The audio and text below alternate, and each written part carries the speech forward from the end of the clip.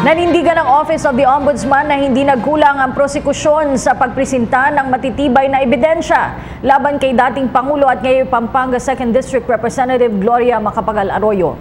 Sa ngayon, pinaghahandaan na ng tanggapan ng paghahain ng panibagong reklamo ng plunder laban sa dating Pangulo. Si Julius Disamburon sa detalye.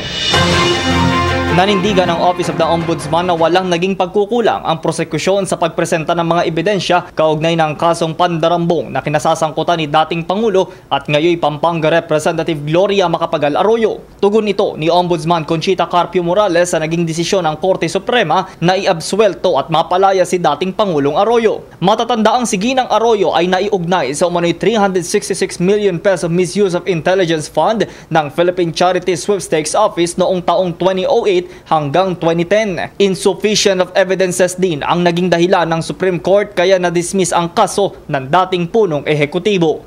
Para sa Ombudsman, nakapagsumite raw sila ng higit 630 matitibay na kaso laban kay dating Pangulong Arroyo. Kabilang na dito ang 34 na transcript of testimonial evidence mula sa witness at higit 40 folder of records of evidence. Tila na dismaya ang prosecuting panel at Sandigan Bayan sa inilabas na desisyon ng korte. Makailang ulit na ding dinenied ng Sandigan Bayan First Division ang petition for bail at demurrer of evidence noon ni CGMA. Ayaw din munang magbigay pa ng ibang komento si Morales lalo na sa mga lumalabas na bulong-bulungan o di kaya komento mula sa ilang individual hanggang wala pa silang natatanggap o nakukuhang kopya ng desisyon. Sandigan Bayan, I believe this is best also to analyze, to filter the facts from the impurities.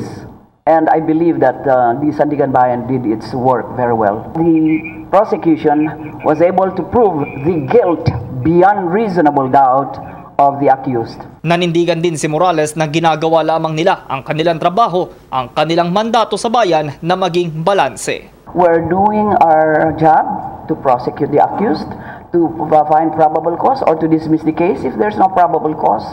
And all these speculations are merely speculatory. We are independent. We do not take orders from the President. We don't take signals from the President.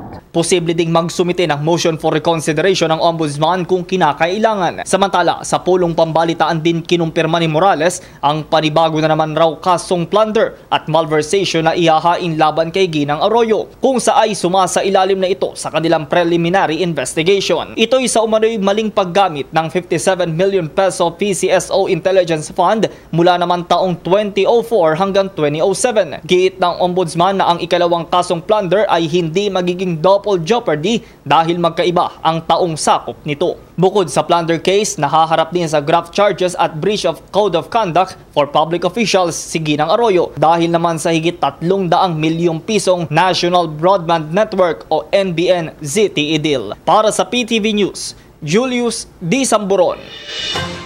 Ako po si Cathy San Gabriel. Subscribe na sa PTV YouTube channel. I-click lang po ang subscribe button.